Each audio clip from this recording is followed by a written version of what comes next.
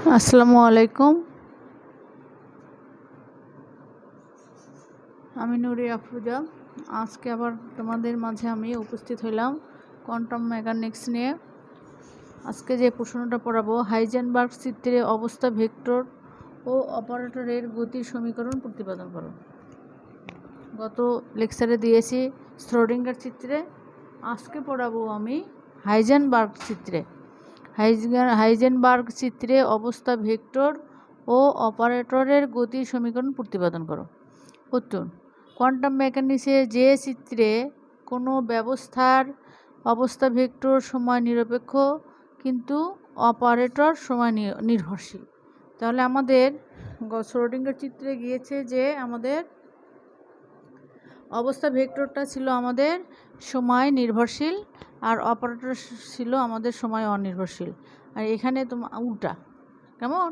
তাহলে এখানে হলো অবস্থা ভেক্টর সময় নিরপেক্ষ কিন্তু অপারেটর সময় নির্ভরশীল, তাকে আমরা হাইজেনবার্গ চিত্র বলা হয়। এখন ধরি অবস্থা ভেক্টর সাই অফ এস, অবস্থা ভেক্টর সাই অফ এস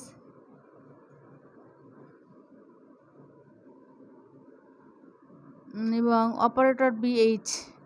আমরা জানি শ্রোডিঙ্গার অবস্থা ভেক্টর, শ্রোডিঙ্গার অবস্থা এটা হলো না, এটা আমরা ধরবো এইচ, সাই এইচ, মানে হাইজেনবার্গ চিত্রে সাই এইচ, আর ওইটা ধরবো আমি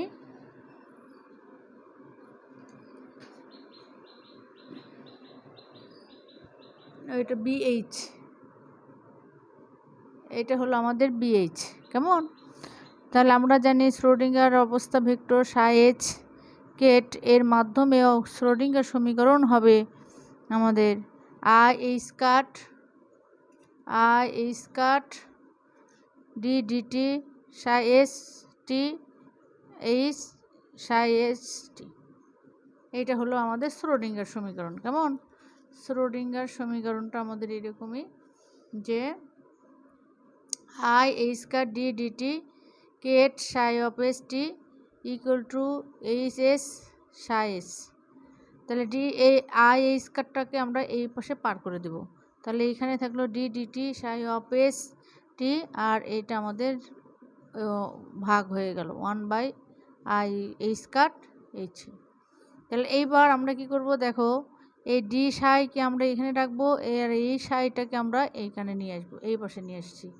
দেখতে পাচ্ছ যে ডির সাথে সাইটাকে আমরা রেখেছি এইখানে, ডির সাথে সাই, আর এই সাইটাকে আমরা নিয়ে আসছি এর নিচে, আর ডিটিটাকে আমরা নিয়ে গেছি ওদিকে, মানে আমরা চেঞ্জ করেছি এটা একটা সূত্র ফেলানোর জন্য। তো এইবার এই সমীকরণটাকে আমরা টি এর সাপেক্ষে সমাকলন করব। দেখো কোথায় থেকে লিমিট দেব, 0 টু টি, মানে সময়টা হবে আমাদের 0 থেকে টি এর পর্যন্ত D Sai of S T Sai S equal to 1/c DT সমাকলন করে পাই। কেমন? তাহলে সমাকলন করলে আমাদের কি হবে, দেখো আমরা জানি ডিডিএক্স, তোমাদের একটু রাফ লেখায় মনে তো অবশ্যই আছে, তারপরে আমি দেখতেছি ডিএক্স বাই তোমার এক্স, এইটা হয় আমাদের লন এক্স। কেমন? তাহলে আমাদের এখানে এক্সের কাছে আমাদের সাই এস আছে, সাই এস এটা থাকলো, তাহলে এটা হবে লন এক্স, তাহলে 0 টু টি। আর এই পাশেরটা হলো আমাদের, দেখো এইটা বসে দিচ্ছি আমি, এটা ধরে থাকায় সমস্যা হয়ে যাচ্ছে, লেখা ওই জন্য সমস্যা, ওই জন্য লিখে নিয়েছি যে আবার এখানে ধরে রাখাটা আবার অসুবিধা হয়ে যাচ্ছে, মানে বোর্ডে করাই ভালো সব কিছু মিলে। তারপরে আবার দেখতেছি এখানেও অসুবিধা ওখানেও অসুবিধে, সব মিলাই আর কি। দেখো আমাদের এটা করলাম, সমাকলন করলাম, করার পরে দেখো লন এক্স 0 টু 2 1/8, এইখানে টি ডিটিকে করলে হবে আমাদের টি, আর 0 টু টি করলে একবারে আমরা টি লিখে ফেলছি। কেমন? এইটা আমাদের গেল, এই অংশটুকু গেল।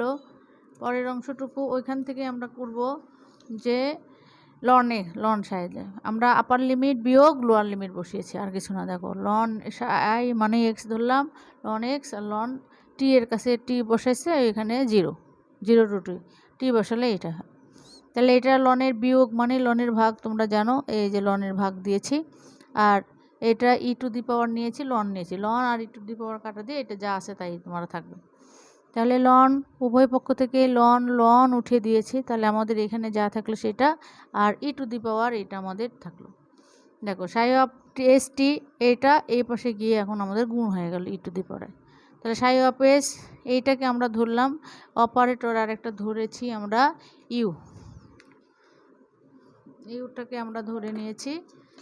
দেখো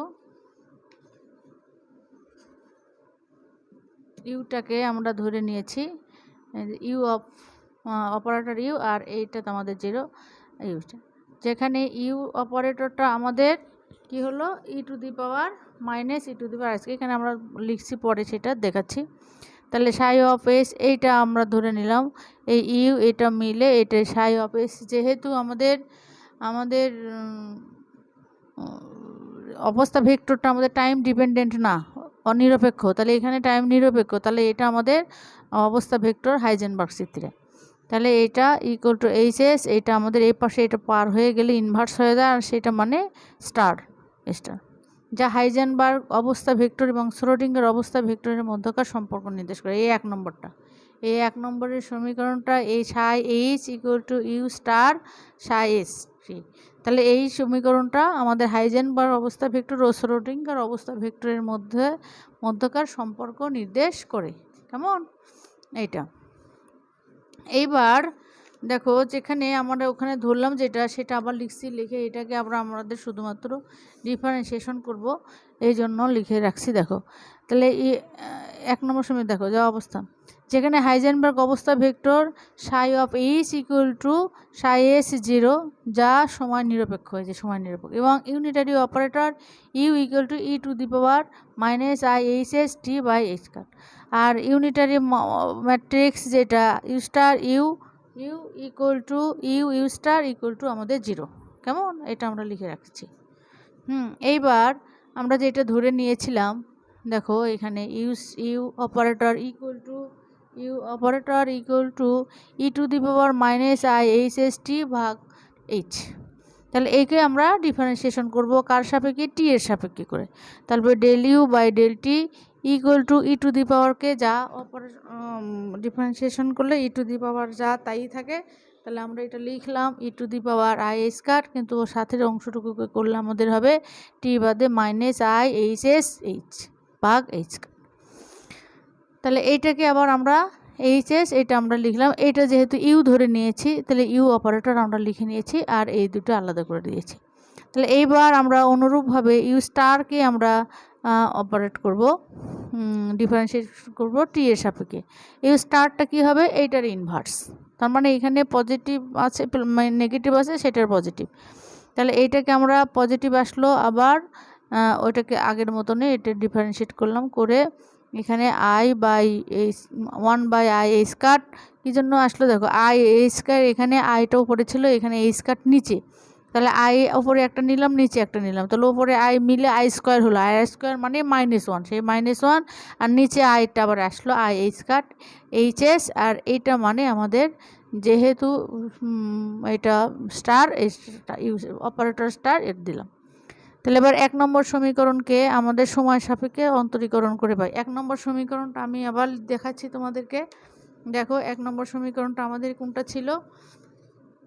1 নম্বর সমীকরণ ছিল আমাদের এই যে এটা, psi H equal to U star psi S T. এটা এই সমীকরণকে আমরা কার সাপেক্ষে? সময় সাপেক্ষে অন্তরীকরণ করব। কেমন? সময় সাপেক্ষে অন্তরীকরণ করলে দেখো ডি ডিটি সাই, তাহলে এখানে আমাদের দুইটা রাশি আছে, দেখো একটা ইউ স্টার আর একটা সাই এস, তার মানে এটা ফার্স্ট ফাংশন, এটা আমাদের সেকেন্ড ফাংশন। তাহলে একবার ফার্স্ট ফাংশনের ডিফারেন্সিয়েশন হবে, এটা ফার্স্ট ফাংশনের ডিফারেন্সিয়েশন হবে, এটা কনস্ট্যান্ট থাকবে, এটা ডিফারেন্সিয়েশন হবে, এটা কনস্ট্যান্ট থাকবে, কেমন আগের নিয়মে। তাহলে এইখানে আমরা এটা কাটা নয়, এটা লিখবো না, দেখো স্টার এই করেছি প্লাস এইটা আমরা করেছি। তাহলে এই মানটা দেখো, এই মানটা আবার কিন্তু আমাদের উপরে করে দেওয়া আছে, ইউ এই যে স্টার বাই ডিটি এটা করে দেওয়া আছে, ইউ স্টার দুটোই করে দেওয়া আছে, সেটা আমরা এখানে লিখছি, এই মানটা এখানে লিখছি, তার সাথে এটা আমাদের আছে। কেমন? Plus U star D psi by DT, এটা আবার সাইকে করে নিয়েছি, করে নেওয়ার পর এটার একটু রাফ তোমাদেরকে এখানে লিখে রাখছি, দেখো বুঝতে পারবা। এইটা একটু রাফ না দেখালে তোমরা বুঝতে পারবে না। এখানে করেই রেখেছি আমি, ওই জন্য দেখো যে রাফ লিখে রাখছি। এটা তোমাদের করতে হবে না ক্যালকুলেশন, কিন্তু আমি তোমাদের বোঝার সুবিধার্থে এখানে রাফ লিখে করে দিয়েছি। সাই of S T equal to E to the power minus I H S T H. তাহলে এটাকে ডিফারেন্সিয়েট করলাম টি এর সাপেক্ষে। টি এর সাপেক্ষে করলে আমাদের কি আসলো, এটা তো কনস্ট্যান্ট, এটাই শুধু থাকলো। তাহলে আই ই টু দি পাওয়ার যা তাই থাকলো, আর এইটাতে আসবে ই এর সাথে পাওয়ারের সহগ হিসাবে আসবে মাইনাস, কিন্তু এটা ইনটু আকারে আছে, এটা আমার into minus I H S bracket. তাহলে এইবার এইটাকে আবার কি করব, আমরা আই উপরে নিব নিচেও নিব। তাহলে উপরের আই নিয়ে আই স্কোয়ার -1, তাহলে এই দেখো এখানে লিখছি আমি +1 প্লাস এইখানে আমাদের থাকলো 1 উপরে থাকলো 1, নিচে আই এইচ কাট আর এইচ এস থাকলো আর সাই এইচ থাকলো। এই অংশটুকু মিলে, পুরো অংশটুকু মিলে সাই অফ এস টি। তাহলে আমরা এই অংশটুকু আবার ওই পরের ইয়েতে লিখব। দেখো এই যে এখানে লিখেছি ওই রাফটা, দেখো রাফের অংশটুকু, এই রাফের অংশটুকু আমরা এখানে আবার লিখেছি। কেমন? লেখার পর আমরা কমন নিয়েছি উভয় পক্ষ থেকে। দেখো 1/i স্কয়ার 1/i স্কয়ার যদি আমি কমন নেই, সেই কমনটা যদি এই পাশে যে গুণ হবে, তাহলে i square D DT psi of H equal two আমার এইখানে কি থাকলো, এইখানে থাকলো এইচ এস ইউ স্টার, মানে প্লাসটা আগে থাকলো ইউ স্টার এইচ এস, আর এইখানে আমার থাকলো U star H S U star, এখানে হলো এইচ এস ইউ স্টার আমাদের থাকলো, আর এটা আমাদের সাথে থাকলো। তাহলে উভয় পক্ষ দিয়ে আমাদের সেম জিনিস কেটে যাবে এটা আর কি। তাহলে এটা অংশটুকু 0, তাহলে যা I H car D DT psi of H equal to 0। এইটা হলো আমাদের এইটা দেখানো।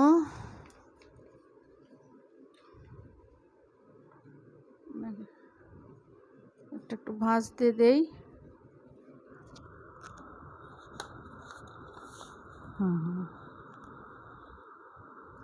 এই যে দেখো I H car D DT psi of X equal to 0, I H bar equal to এটা, যা হাইজেনবার্গ চিত্রের অবস্থা ভেক্টরের গতির সমীকরণ। এই পর্যন্ত যদি তোমাদের আসে যে হাইজেনবার্গ চিত্রের অবস্থা ভেক্টর গতির সমীকরণ, তাহলে এই পর্যন্ত আমাদের শেষ, ওই পর্যন্ত দিলে ওকে। এরপরে আসো, দেখো যেহেতু এখন আমরা আবার অন্যটা আরেকটা করবো, এটা যেহেতু হাইজেনবার্গ ও শ্রোডিঙ্গার নির্দেশনায় যে কোনো অপারেটরের প্রত্যাশিত মান অভিন্ন, হ্যাঁ, তাহলে আমাদের এটাও আমরা প্রমাণ করব যে কোনো অপারেটরের প্রত্যাশিত মান এক, এটা আমরা প্রমাণ করব এরপরের প্রশ্নেতেই। তাহলে B of H equal to BS, অর্থাৎ হাইজেনবার্গের অপারেটর আর এটা শ্রোডিঙ্গার অপারেটর, আমাদের প্রত্যাশিত মান হলো সেম। তাহলে উভয় পক্ষকে আমরা কি নিলাম, উভয় পক্ষতে নিলাম আমরা ইউ স্টার, আর হলো আমাদের মানে অর্থাৎ সাই এক্সপেকটেশন মানের যেটা ফর্মুলা সেটা আমরা নিলাম। দেখো এখানে এইচ নিলাম, এখানে এস নিলাম।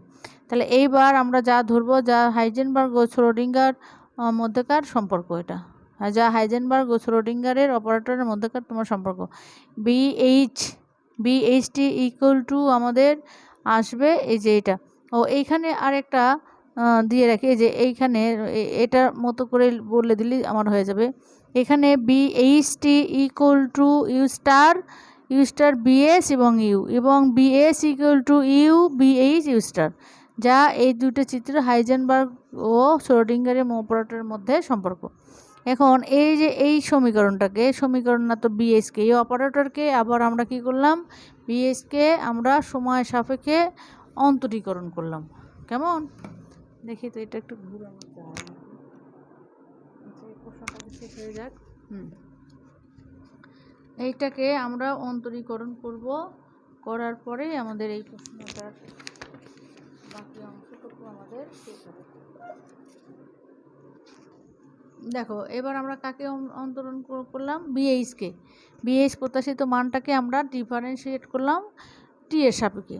তারপরে ডেল টি ইউ স্টার, এই দুটো আমাদের কনস্ট্যান্ট। আবার এইখানে তোমার ইউ স্টার কমন, এটা কনস্ট্যান্ট, ইউকে ডিফারেন্সিয়েট করলাম টি এর সাপেক্ষে। এবার ইউ স্টার বিএসকে করলাম, বিএসটাকে আমরা টি এর সাপেক্ষে আমরা ডিফারেন্সিয়েট করলাম। পরবর্তী টাইমে এই ডি এ বিএসটা আমাদের 0 হয়ে যাবে। যাই হোক, এইখানে আমরা ইউ স্টার দেখো বিএস আর হচ্ছে যে এইচের মধ্যে যে সম্পর্ক সেটাকে আবার আমরা এখানে লিখে দেবো। দেখো DT U star BS equal to HS. এখানে প্রশ্নটা দেখাই তোমাদের, এই যে এইটাকে আমরা করতেছি বিএস এইচএস বিএস আর ইউ স্টার প্লাস আই, এটা -1/i প্লাস 1/i স্কার্ট। এটা এইখানে কোথায় থেকে মান বসিয়েছে এটা কি বুঝতে পারলে তোমরা? মনে হয় বুঝতে পারবা না, পারবো অবশ্যই, কিন্তু আমি একটু তোমাদেরকে মেমোরাইজ করে দেই।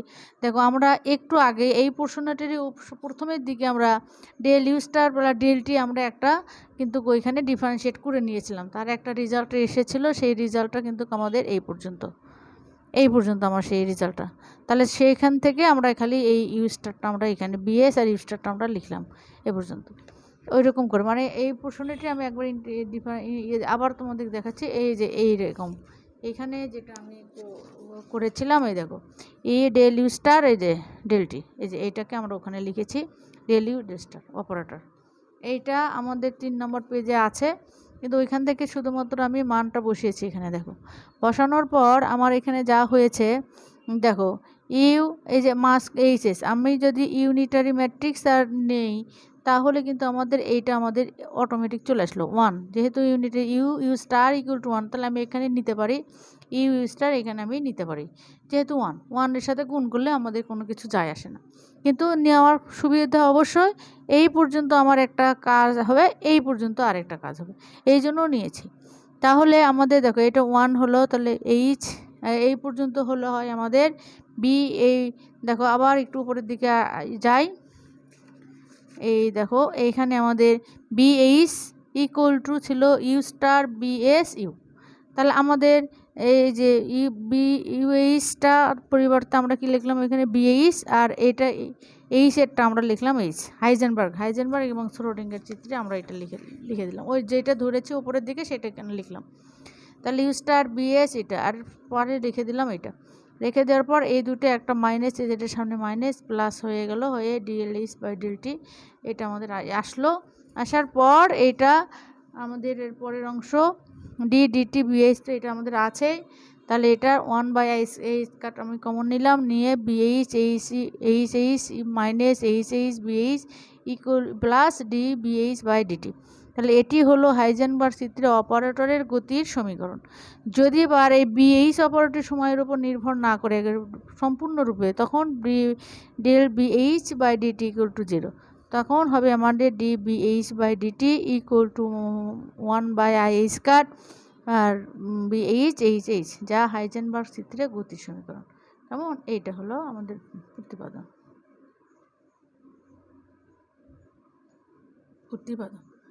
এই পর্যন্ত দিলেই আমাদের হয়ে যাবে। তোমরা যে পর্যন্ত আসে ঠিক সেই পর্যন্তই আর লিখবা। ওকে, আজকে তাহলে এই পর্যন্ত। আল্লাহ হাফেজ, ভালো থেকো।